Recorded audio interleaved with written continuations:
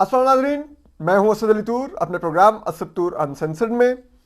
आज हम आपको जो बताएंगे वो है जो मुल्क की मईशत अब बिल्कुल तबाही के दहाने पर आ गई है और पाकिस्तान का डिफ़ॉल्ट होना बहुत जिसे कहते हैं करीब दिखाई दे रहा है और उसके लिए जो हालात पैदा किए जा रहे हैं उसमें आलमी जो खिलाड़ी हैं उनका कोई किरदार है, ये भी आपको बताएंगे। पाकिस्तान का अपना कितना कसूर है वो बताएंगे। ये सब हम आपको ज़रा इस पर बताएंगे। मैं सच्ची बात है, मैं कोई माशी माहिर नहीं हूँ कि मैं वो इकॉनमी की वो टर्म्स को बहुत अच्छा एक्सप्लेन कर सकूँ या अंडरस्टैंड कर सकूँ कि ये डेफिसिट ये होता है, फलाना ये होता है। इट्स लाइक मैं बगैर मालूमात के, जो मेरी एक सब्जेक्ट नहीं है मेरा, मैं हमेशा से सिविल मिलिट्री को कवर करता हूँ या मैं सुप्रीम कोर्ट को कवर करता हूँ। तो इसके बाकी एरियाज़ में मेरी एक्सपर्टीज़ नहीं है, इसलिए मैं बहुत रेयर उनके ऊपर शो करता हूँ। मुझे लगता है कि जो आपके एरिया ऑफ एक्सपर्टी ना हो उस पर शो करके आप उस पर आप कोई वीलॉग करके आप बुनियादी तौर पर लोगों को जिसे कहते हैं ना खुद पे हंसने में मजबूर करते कि यार इसको कुछ पता ही नहीं, बैठ के बोलने लग गया। तो आपको अवॉइड करना चाहिए। लेकिन अब जो हो रहा है ये कुछ बड़ा ही गैर मामूली है। जो हमारे वजारत दाखिला के ज़राए हैं वो कुछ और बातें कर रहे हैं, वो बातें बड़ी अलार्मिंग हैं। लेकिन अब आप आज देखिए, आज आज के दिन में जो रुपया है वो 19 रुपये गिरा है डॉलर के मुकाबले में। 282 पर जाकर रुपया खड़ा हो गया। ओपन मार्केट में 288 रुपये पे खड़ा हुआ रुपया, डॉलर की कीमत। आप देखिए जो स्टेट बैंक है उसको इंटरेस्ट रेट 3 पॉइंट्स बढ़ाना पड़ा। 1996 के बाद पाकिस्तान में इस वक्त सबसे हाईएस्ट इंटरेस्ट रेट है, शरह सूद सबसे हाई है 20% पे, इकट्ठे 3% ऊपर गई है। महंगाई की शरह पिछले महीने 31% थी, 31% से ज्यादा थी। ठीक है, आज के दिन में 9400 रुपया फी तोला सोने की कीमत बढ़ी है, 2,06,000 से ऊपर चला गया। ठीक है, अब ये आपको मालूम होना चाहिए कि ये जो अब पिछले 2 दिनों में जो 28 रुपया गिरा है डॉलर के मुकाबले में, इसकी वजह से अब जो पेट्रोल महंगा होगा और जो दीगर अशिया ज़रूरिया मजीद महंगी होंगी वो अगले 1 माह में उसका इफेक्ट आएगा। ठीक है, अभी जो हम महंगाई भुगत रहे हैं जो तारीख की बुलंद तरीन सतह पे 31% से ज्यादा है। ठीक है, ये पिछले महीने जो रुपया गिरा 260-62 पर जाकर पहुंचा, वो अभी हम फेस कर रहे हैं। 1 महीना हमें उसका इंपैक्ट आते हुए लगा। तो आप सोचिए जो अब रुपया 288 रुपये पे चला गया है, इसका जो इंपैक्ट आएगा वो कितना खौफनाक आएगा। ठीक है, और फिर आप देखिए कि इसकी कीमत मैं और आप अदा करेंगे, इस मुल्क के जज और जर्नैल नहीं अदा करेंगे, इस मुल्क की सियासी शराफिया नहीं अदा करेगी, इस मुल्क की बिजनेस एलीट नहीं अदा करेगी। ये मैं और आप अदा कर रहे हैं। आप आज जाइए बाजार से, कोई खाने पीने की चीज़ खरीदने जाएं, उसकी कीमत चेक करें वो क्या है। किसी चीज़ को हाथ लगाएं, उसकी कीमत क्या है। सब कुछ तो अफोर्ड से बाहर निकलता जा रहा है। मैं सोचता हूँ कि, और अल्लाह में का शुक्र अदा करता हूँ, अपनी माँ का शुक्र अदा करता हूँ जिसकी दुआओं की वजह से सब कुछ मुमकिन होता है, कि फिर भी जैसे तैसे मैं इतना ज़रूर कमा लेता हूँ कि मैं इस शदीद तरीन महंगाई के दौर में शायद सेव 1 रुपया भी नहीं कर पाता, लेकिन इतने ज़रूर होते हैं कि मैं अपनी बुनियादी ज़रूरतें पूरी कर रहा हूँ और एक भरम कायम है। और जो हमेशा मैं दुआ भी मांगता हूँ कि कभी खुदा किसी की मोहताजी ना दे, तो अभी तक वो शुक्र है वक्त नहीं आया किसी की मोहताजी आई हो। लेकिन आप सोचिए, मुझे हैरत होती है कि जो लोग इवन के 1 लाख रुपया कमाते हैं वो घर का किराया कैसे देते होंगे, क्योंकि अब तो घर आपको 30-40 हज़ार से नीचे नहीं मिलता बुरी से बुरी लोकेलिटी में। आपके बिजली के बिल आप जितनी मर्जी बचत कर लें, आपका 10-11 हज़ार से नीचे बिजली का बिल नहीं आ सकता। आपके गैस के बिल इतने ज़्यादा हैं। ये मैं वो बता रहा हूँ जो गरीब से गरीब तर के आ रहे हैं, जो घर में एसी नहीं चलाते, ये उनके बिल्स हैं। आज हुकूमत ने आईएमएफ की शर्त मान के 3 रुपये 53 पैसे का सरचार्ज डाला है। वो 353 अरब रुपया अब हमारी जेबों से मजीद निकालेगी ये हुकूमत। ठीक है, अब आप सोचिए, ऐसे में एक जो लाख रुपए कमाता होगा, अगर उसके यूटिलिटी बिल्स, उसके घर के किराए, ये सब कुछ उसको 60-70 हज़ार रुपये में चला जाता होगा, तो बाकी जो उसके पास 25-30 हज़ार बचते होंगे, उसमें वो बच्चों की स्कूल की फीस कैसे देता होगा, वो घर के चीज़ें खाने पीने की कैसे लेता होगा, आटा कैसे खरीदता होगा। 150-150 रुपये किलो आटा है इस वक्त। तो आप सोचिए ना, कहाँ पे हमने गरीब को छोड़ा है। इस मुल्क में रिटायर्ड जर्नैल 10 लाख रुपए पेंशन लेता है, 3000 यूनिट बिजली उसकी फ्री है, 300 लीटर उसको पेट्रोल मिलता है, 3000 मिनट उसको कॉल्स फ्री हैं। वो रिटायर्ड जर्नैल है। आप सोचिए सर्विंग के क्या पर्क्स होंगे। और इस मुल्क में जो जर्नैल रिटायर्ड होता है, वो हमें तकरीबन 1.5 से 2 अरब रुपए का इस वक्त पड़ता है, क्योंकि वो 2 मुरब्बे जमीन लेके जाता है, प्लॉट्स लेके जाता है रिहायशी, बंगले लेके जाता है रिहायशी, कमर्शियल प्लॉट्स अलहदा लेके जाता है।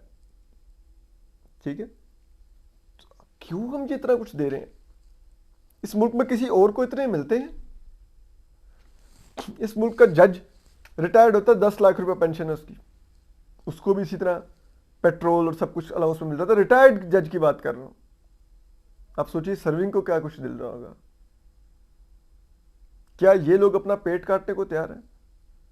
चले, काबीना की शराफिया ने तो दिखावे के लिए से ही अपनी पर्क्स सरेंडर कर दिए हैं, सरकारी गाड़ियां वापस कर दी हैं, अपने खर्च पर गाड़ियां चलाएंगे, आए जाएंगे। लेकिन फिर भी ये जो इतनी जहाजी साइज काबीना है, 80 लोगों से ज्यादा लोगों की काबीना है, आप देखिए ना, इस काबीना का ठीक है वो अपने जो पेट्रोल और अपनी गाड़ी यूज कर रहे हैं, लेकिन उनको स्टाफ तो सरकारी मिल रहा है ना। उस स्टाफ के लिए जो सरकार के जेब से खराजात हो रहे हैं, वो किसी खाते में नहीं आते। ये क्या है? इस मुल्क के लिए कोई हमारे लिए सोच रहा है? और फिर आप देखिए, अब हालात चेक कीजिए आप। अब वो ठीक है, इस मुल्क की इस तबाही के दहाने पे पहुंचाने में मेन किरदार है पाकिस्तान की सुप्रीम कोर्ट का, पाकिस्तान की फौज का। आप सोचिए 2016 में 17 में पाकिस्तान पहली दफा आईएमएफ का प्रोग्राम सक्सेसफुली पूरा करके उससे जान छूटी, और हमारी मईशत इतनी बेहतर ग्रो कर रही थी कि हमें दोबारा आईएमएफ प्रोग्राम में जाने की जरूरत नहीं थी। हमारे फॉरेन रिजर्व बहुत बेहतर थे, तकरीबन $20 के लगभग पहुंच चुके थे। हमारे जो जीडीपी ग्रोथ थी वो 5.8 पर पहुंच चुकी थी। लेकिन और चीन से अलग सीपेक की सूरत में $56 अरब की सरमायाकारी आ रही थी, जो बाद में $65 अरब पर पहुंच गई। उसके अलावा दीगर सब कुछ चल रहा था, लेकिन वो हमारा पेट थोड़ा भरा हुआ था। तो हमारे यहाँ मसला ये है कि थोड़ा सा पेट भर जाए तो यहाँ पे जजों और जर्नलों को नए नए आइडियाज आने लग जाते हैं। ठीक है, अब वो उस दौर में सूझी इनको, नहीं नहीं नहीं नहीं, बात नहीं नवाज शरीफ सुनता, निकालो। पहले जरदारी से मसला ये था कि वो कहता था कि ना ईंट से ईंट बजा दूंगा, यूसुफ रजा गिलानी कहता था कि स्टेट के अंदर स्टेट नहीं चलने दूंगा। ये सारे चोर हैं, ये सारे घटिया हैं। हालांकि ये खुद भी जर्नल पैसे कमा रहे थे उस दौर में, टिका के। आसिम बाजवा पिज़्ज़ा कंपनियां बना रहा था, जनरल आसिम बाजवा। ठीक है, ये जनरल कमर बाजवा जो आर्मी चीफ बना हुआ था, वो साबिर मिट्ठू के जरिए रियल एस्टेट में अरबपति हो रहा था। जनरल फैज हमीद अलग अरबपति हो रहा था। वो कभी टॉप सिटी वालों को उठा के ले जाता था, तो कभी किसी को ले जाता था। अजीब एक लुट मचाई हुई थी, लेकिन बुरे लग रहे थे सिविलियन।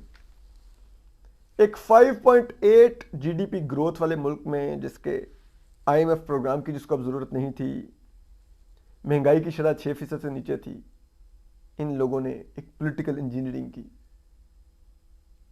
जिसके अब ये खुद मानते भी हैं कि इमरान खान साहब को लाए उन्होंने ऐसा मईशत का सत्यानाश किया कि अब मईशत उस जगह पहुंची जहां पर वैसे तो इस हुकूमत को अब जूते लगने चाहिए, जिनको बड़ा शौक था इमरान खान को गिरा के इक़्तिदार में आने का, कीजिए जनरल फैज़ हमीद को आर्मी चीफ बनने से रोकना है। अरे लग जाता है यार, फैज़ आर्मी चीफ क्या कर लेता हमारा, आप बताइए। विक्टिम बैठा हूं फैज़ हमीद का, कोई डर नहीं था यार। लोग कहते थे कि फैज़ आ गया तो मुल्क छोड़ के भाग देना, मार देगा। मैं कहता था नहीं जाऊंगा भाई, देख लेंगे, मारना हुआ तो फेस कर लेंगे। हाँ, लोग कहते थे कि यार फैज़ अगर आर्मी चीफ बन गया ना तो तुम्हें नहीं छोड़ेगा। ठीक है, अब तो खैर आर्मी चीफ नहीं बन सका तो जारी बात है, वो थ्रेट्स भी खत्म हो गए, लेकिन लाइक ये सिचुएशन थी इस मुल्क के अंदर। ठीक है, और वो इन लोगों को फैज़ से डर पड़ा हुआ था। भाई एक जेल का चक्कर लगाए थे, कि जेल का चक्कर और लगा लेते आप लोग, क्या जरूरत थी आने की इक़्तिदार में। अब बैठ के चुप हो। अब वो कि जी इमरान खान ने मईशत तबाह की, ये किया वो किया, अब ये जितने मर्जी आप ट्वीट्स कर लें, जितनी मर्जी तकरीरें कर लें, भाई लोग ये नहीं बाय करेंगे। लोगों को नहीं पता कि हम इमरान खान की वजह से कीमत अदा कर रहे हैं। लोग ये देख रहे हैं मेरी जेब से पेट्रोल के लिए 270-72 रुपये निकलते हैं, तो वो वज़ीर आज़म शहबाज शरीफ है और वज़ीर ख़जाना इसहाक डार है और वज़ीर दाखिला राना सनाउल्लाह है और वज़ीर खारजा बिलावल भुट्टो है और ये हुकूमत इक़्तिदार में है। उनको नहीं पता कि साल पहले इमरान खान क्या कर रहा था, या आईएमएफ से क्या मिसकमिटमेंट्स इमरान खान ने की। अगर इमरान खान के शौकत तरीन ने मिसकमिटमेंट्स की तो इसहाक डार साहब ने भी तो मिसकमिटमेंट्स की, उसका क्या नतीजा निकला आज। नहीं, सब कुछ अपने गले ले लिया, आप भुगते फिर। इसीलिए आप देखें उधर राजनपुर में 40,000 वोटों की लीड से नून लीग हारी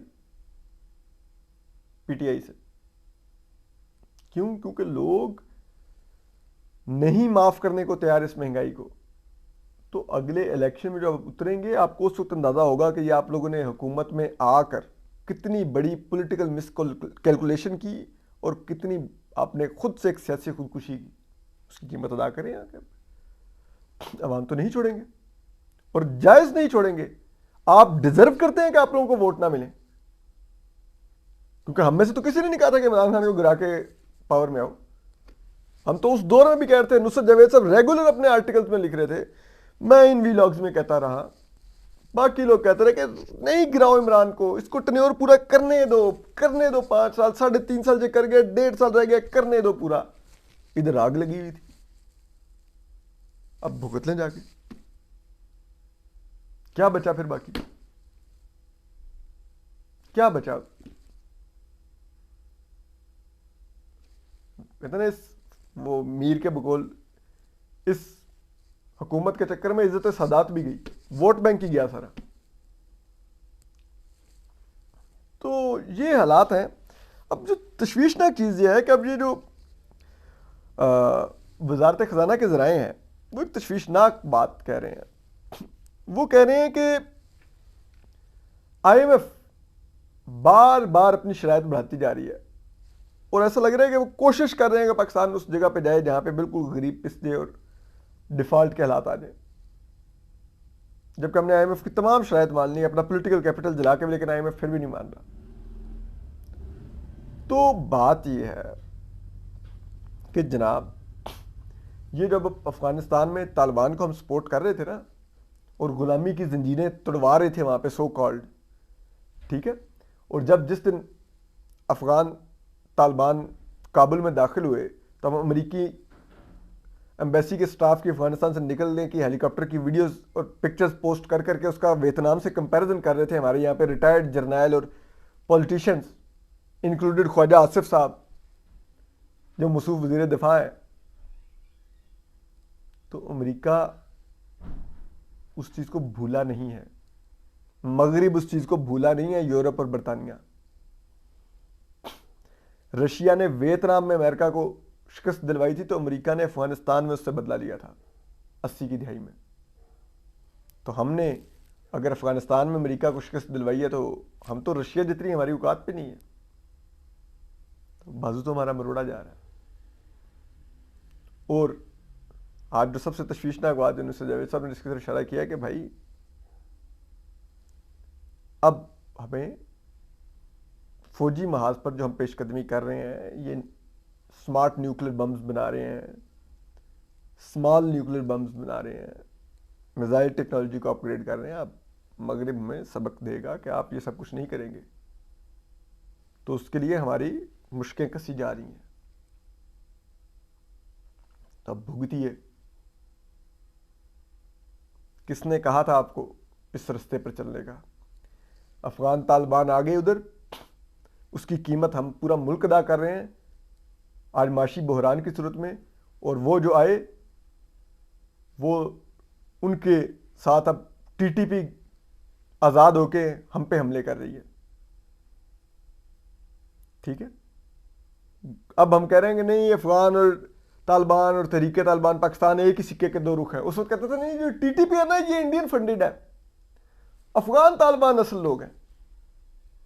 अब हम कह रहे नहीं एक ही सिक्के के दो रुख हैं, तो फिर भुगती अब उससे एक सिक्के के दो रुख को।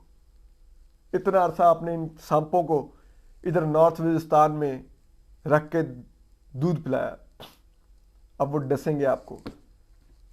2011 में इधर हिलरी क्लिंटन हमें कह गई थी कि कभी मत सोचिए कि अगर आप अपने घर के पिछवाड़े में सांप पालेंगे तो वो सिर्फ आपके हमसायों को काटेंगे, वो आपको भी आके काटेंगे।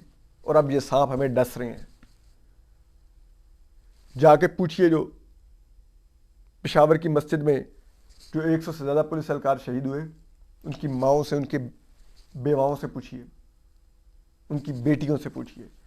जो रोज़ हमारे फौजी एहलकार शहीद हो रहे हैं, उनकी माओं और बेटियों और बहनों से पूछिए, बेवाओं से पूछिए। जो रोज़ आम शहरी शहीद हो रहे हैं, जो कराची में पुलिस हेडक्वार्टर पर हमला हुआ उसके जो शोहदा हैं उनसे पूछिए। उसमें जो हमारा मसीही भाई शहीद हुआ उसके घर वालों से जाके पूछिए कि बेटा पालना और जवान करना कितना मुश्किल होता है।